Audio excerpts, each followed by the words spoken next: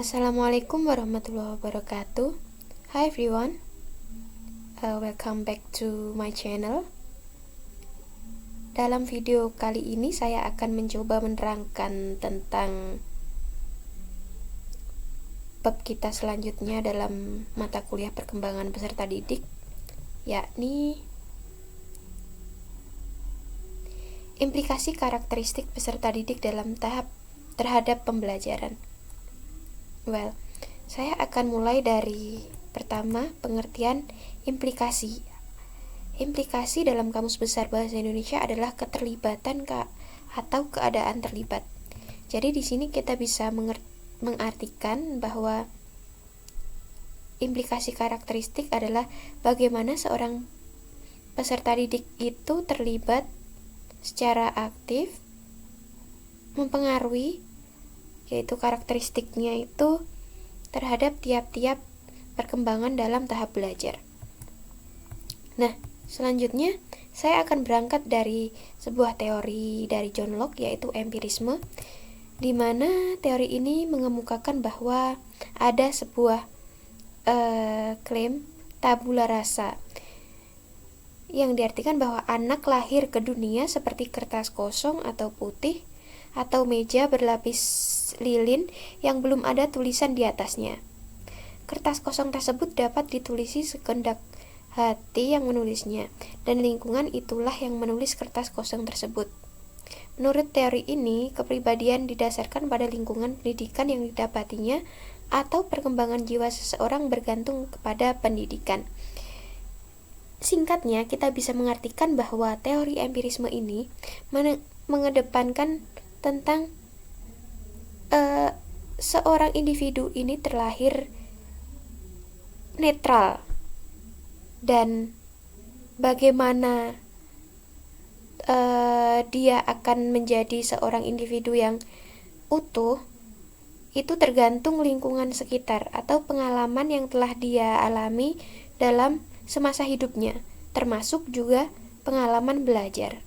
Nah, maka dari itu, untuk menemukan bagaimana metode atau memilih metode yang tepat dalam mengajarkan seseorang individu dalam rentan usia tertentu itu adalah sebuah PR bagi seorang pendidik.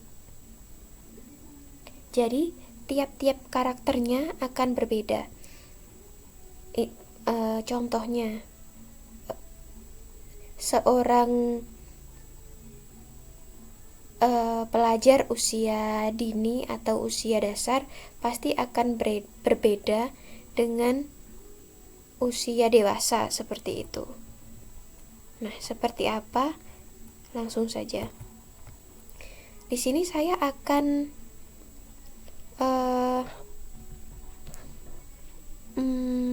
menjabarkan terlebih dahulu, yaitu mind map proses pemerolehan pengalaman belajar individu. Nah, di sini pertama adalah individu yang lahir sampai yang proses perkembangannya itu dari lahir sampai dewasa. Dan kemarin kita sudah mempelajari bahwa tiap individu pasti tumbuh dan berkembang. Aspek apa saja yang berkembang, yaitu kognitif, afektif, dan juga psikomotorik. Nah, bagaimana kita bisa mengembangkan aspek kognitif, afektif, dan juga psikomotoriknya, yaitu lewat pendidikan. Nah, pendidikan ini diharapkan bisa memberikan sebuah pengalaman belajar yang progresif atau adanya perkembangan dari individu, dari tidak tahu menjadi tahu, dari tidak bisa menjadi bisa, dari tidak mengerti menjadi mengerti, dan sifatnya kontinu pendidikan ini, yaitu berkelanjutan dari jenjang satu ke jenjang yang lain, dari jenjang yang lebih rendah ke jenjang yang tingkatannya lebih tinggi. Nah, Pertama, saya akan awali dari jenjang pendidikan dasar atau dini. Nah, di sini jenjang pendidikan dini ini atau dasar adalah punya peranan yang sangat penting dalam upaya meningkatkan kualitas individu.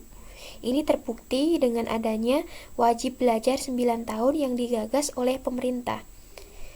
Kenapa demikian? Karena jenjang pendidikan dini atau dasar dianggap sebagai tahap awal pertama yang digunakan institusi sekolah untuk membentuk karakter seorang individu. Jadi istilahnya masih mudah untuk dibentuk saat seorang individu ini masih ada dalam usia dini atau dasar. Jadi untuk membentuknya jadi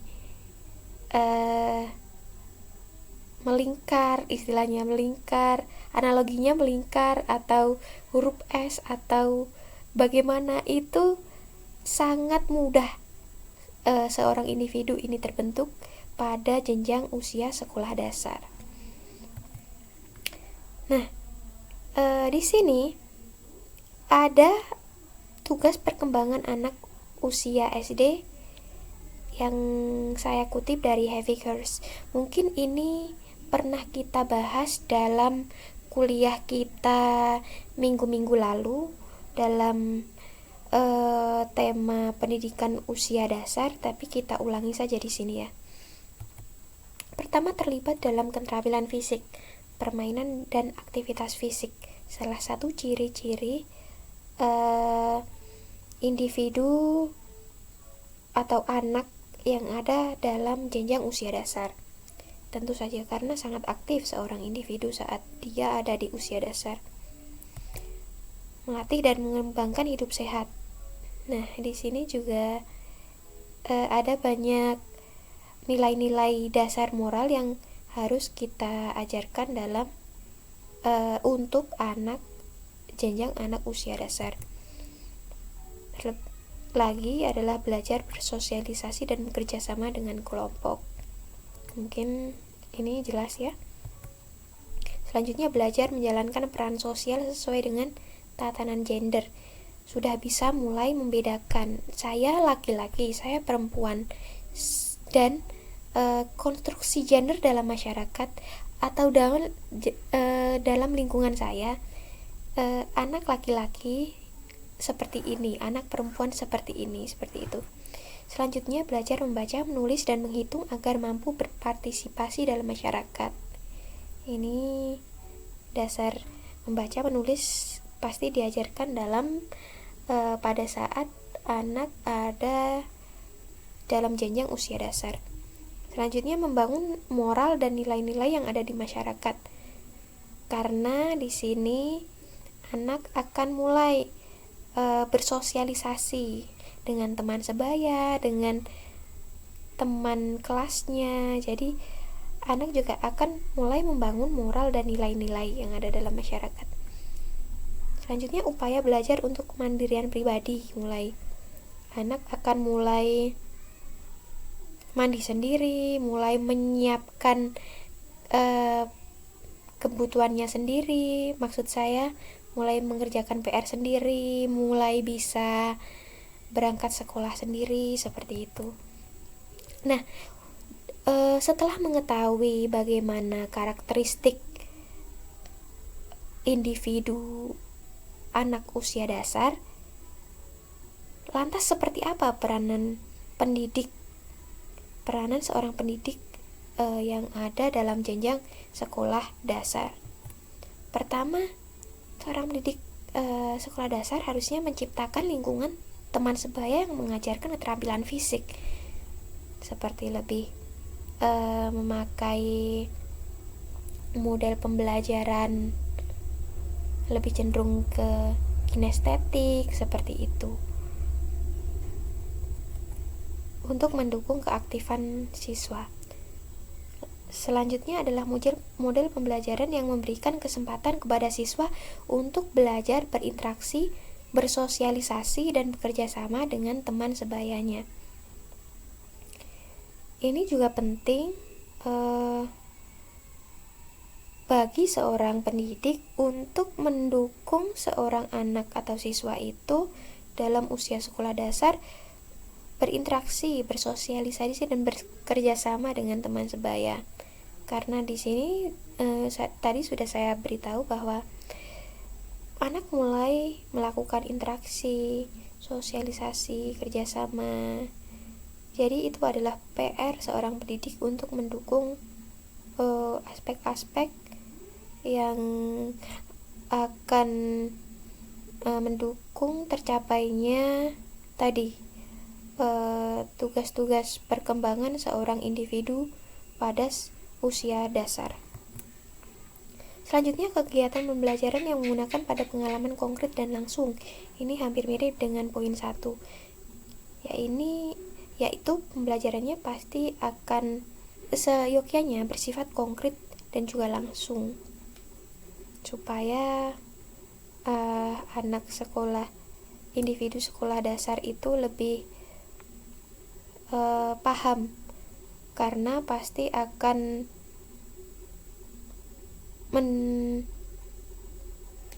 lebih suka untuk sesuatu yang konkret anak usia sekolah dasar itu.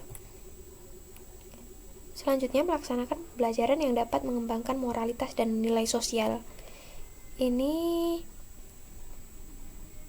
adalah upaya yang dilakukan pendidik untuk mendukung pembentukan moral atau pembentukan karakter seorang individu sedari awal. Karena seperti yang saya bilang sebelumnya, bahwa usia-usia dasar ini akan sangat punya peran yang besar dalam membentuk moral individu ke depannya. Mungkin kalian pernah mendengar istilah bahwa orang Jepang akan lebih takut anak mereka tidak mengerti budaya mengantri daripada tidak bisa menyelesaikan soal matematika, karena dianggap bahwa moralitas ini akan sangat penting nantinya bagi seorang individu daripada sisi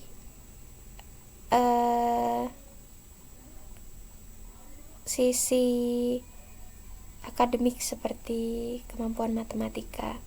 Walau ya tidak demikian juga, tapi ini bisa kita jadikan sebagai clue bahwa pembentukan moral itu sangat penting dilakukan pada jenjang sekolah dasar. Nah, selanjutnya adalah pendidikan sekolah menengah. Saya masih mengutip dari Heavy Hurst 1972 tentang tugas perkembangan usia menengah. Pertama adalah kecenderungan ambivalensi, atau ambivalensi itu ada pada dua kutub dualisme.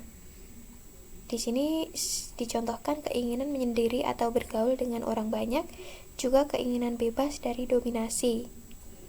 Jadi punya dua kecenderungan, kadang ingin menyendiri, kadang ingin bergaul dengan orang banyak. Di sini juga ada kadang ingin bebas, tapi di sisi lain juga butuh bimbingan dari orang tua. Jadi dibebaskan tapi juga tetap diawasi, seperti itu. Selanjutnya, membandingkan nilai etika dan norma dengan kenyataan yang terjadi dalam kehidupan orang dewasa. Ini terjadi karena sistem atau pola berpikir seseorang individu yang ada dalam usia remaja itu sudah mulai kritis atau sudah mulai banyak mempertanyakan banyak hal, seperti kenapa seperti ini, kenapa tidak seperti itu, kenapa ini tidak seperti yang diajarkan, kenapa mulai seperti itu. Jadi ya seperti itulah tugas perkembangan usia menengah, karena sudah mulai bisa berpikir kritis. Selanjutnya reaksi dan ekspresi emosi yang sering berubah-ubah atau labil. Ini pasti juga sudah jelas, karena usia remaja itu adalah usia labil-labilnya seseorang. Jadi mudah mood swing, mudah reaksinya meletup-letup seperti itu. Nah, selanjutnya adalah kepribadiannya sudah menunjukkan pola tertentu. Setelah karakter anak di tempat saat jenjang usia dasar ini, pada sekolah usia menengah ini, kepribadian seseorang itu akan sudah menunjukkan sebuah pola. Jadi sudah terlihat seperti apa sih si A kepribadiannya, seperti apa si B, seperti itu. Terakhir, kecenderungan minat relatif lebih jelas. Jadi minatnya sudah lebih jelas, lebih punya keinginan, sepertinya saya suka melukis ya, atau saya suka olahraga, saya lebih nyaman dengan olahraga daripada menggambar, atau sebaliknya. Setelah mengetahui hal demikian, bagaimana peranan pendidik usia menengah? Nah, pertama adalah sebaiknya seorang pendidik itu menyalurkan hobi dan minat siswa melalui kegiatan-kegiatan yang positif. Contoh dengan ekskul. Seperti ini bisa terjadi karena tadi saya sudah singgung bahwa usia menengah ini sudah mulai terlihat minatnya. Jadi sudah mulai, saya contohnya saya suka bola basket, saya sepertinya tertarik dengan olahraga basket gitu. Jadi pendidik di sini bisa mengarahkan, kalau kamu punya minat di basket, kamu bisa ikut ekskul basket, seperti itu. Jadi kita sudah bisa mulai mengarahkan individu untuk mengikuti ekskul-ekskul yang sesuai dengan minat mereka masing-masing. Selanjutnya, menerapkan pendekatan pembelajaran yang memperhatikan perbedaan individu, karena individu sudah terlihat pola karakternya. Jadi pendekatannya juga akan slightly different, dan ini juga harus dipertimbangkan oleh seorang pendidik. Selanjutnya, kerjasama dengan orang tua dan masyarakat untuk mengembangkan potensi siswa, karena di sini potensinya sudah mulai terlihat. Contohnya minat di basket. Bisa jadi dia punya potensi dalam hal itu. Jadi di sini pendidik harusnya bekerja sama dengan orang tua dan masyarakat untuk mengembangkan potensi tersebut. Lagi, lebih menekankan pembelajaran dengan tauladan dan contoh, karena sudah pemikirannya sudah lebih dalam. Jadi pembelajaran yang paling efektif adalah dengan tauladan atau contoh. Selanjutnya, memberikan kesempatan kepada siswa untuk belajar bertanggung jawab, karena di sini usia ini adalah peralihan dari anak ke dewasa. Jadi seharusnya seorang pendidik mulai memberikan tanggung jawab secara perlahan atau secara sedikit demi sedikit, karena di sini anak nantinya akan ini bisa dibilang fase transisi. Jadi saat dewasa kita sudah punya tanggung jawab penuh, sedangkan anak usia dini itu atau usia dasar itu masih belum penuh tanggung jawabnya. Ini usia transisi, jadi selayaknya diberikan tanggung jawab secara sedikit demi sedikit. Nah, setelah kita mempelajari tentang bagaimana karakteristik seorang anak usia menengah dan seperti apa pendekatannya sebaiknya dilakukan oleh pendidik itu, selanjutnya adalah pendidikan orang dewasa.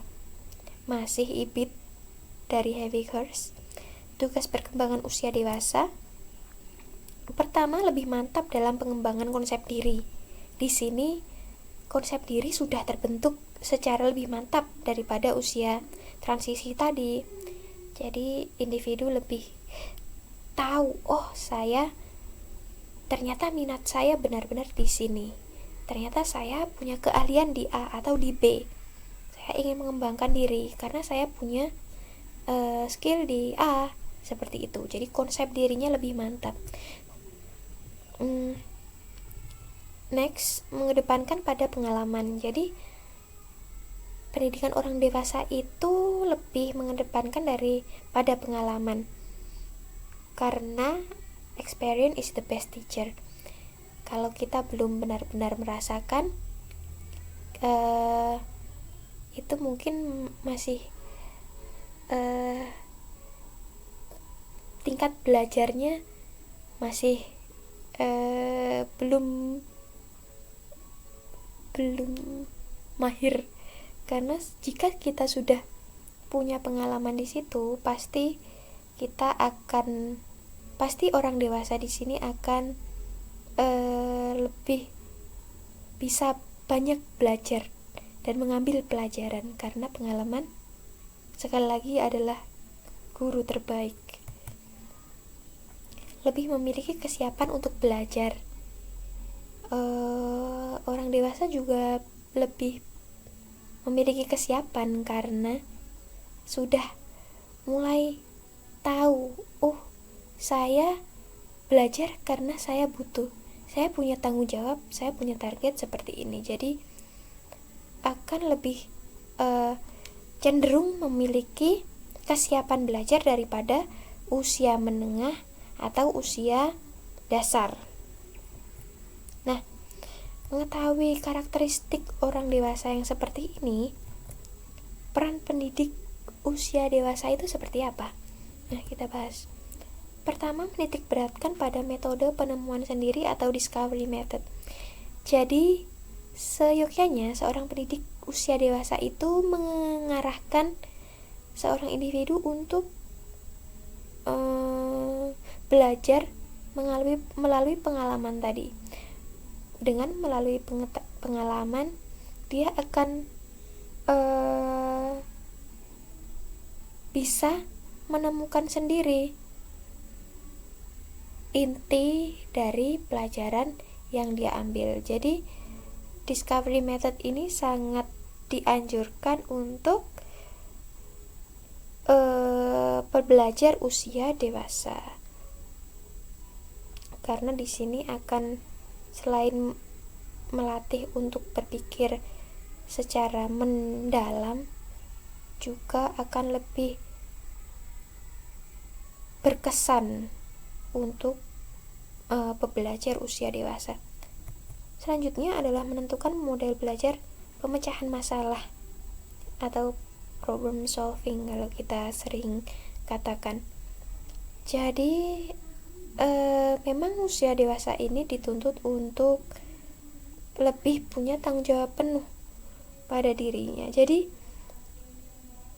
ini akan memberikan pelajaran bahwa kita punya tanggung jawab tersendiri untuk memecahkan masalah kita. Tidak model pembelajaran yang bisa dikatakan contohnya dikte atau dictation.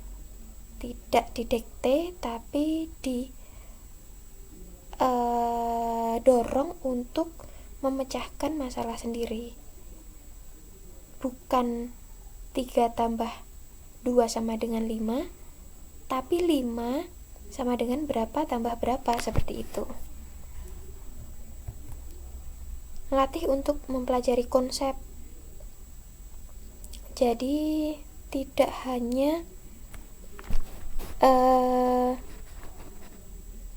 yang saya katakan tadi, tidak hanya model transfer ilmu. Jadi kamu harus menerima A juga gitu. Tapi kita lebih menekankan pada konsepnya seperti ini. Kamu bisa mengembangkan sesuai dengan pemikiranmu, karena sistem pemikirannya orang dewasa itu sudah lebih kompleks. Jadi tidak lagi hanya istilahnya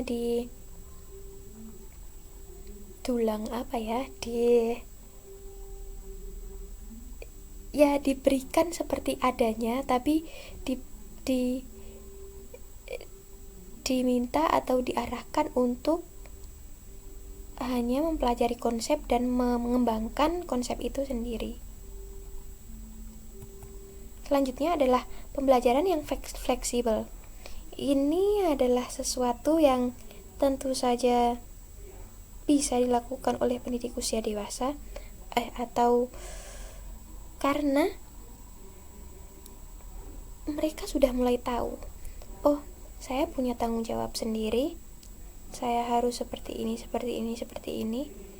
Jadi bagaimanapun metode pembelajarannya itu tidak mempengaruhi mereka. Jadi pembelajaran lebih fleksibel, tidak terbatas ruang atau waktu, karena mereka lebih punya kesiapan belajar seperti itu. Nah, demikian ini tadi penjelasan singkat saya tentang materi kita, implikasi karakteristik peserta didik terhadap pembelajaran. Untuk pertanyaan, saya persilahkan melalui WhatsApp group. Terima kasih banyak sudah menyimak. Dan akhir kata saya ucapkan wassalamualaikum warahmatullahi wabarakatuh.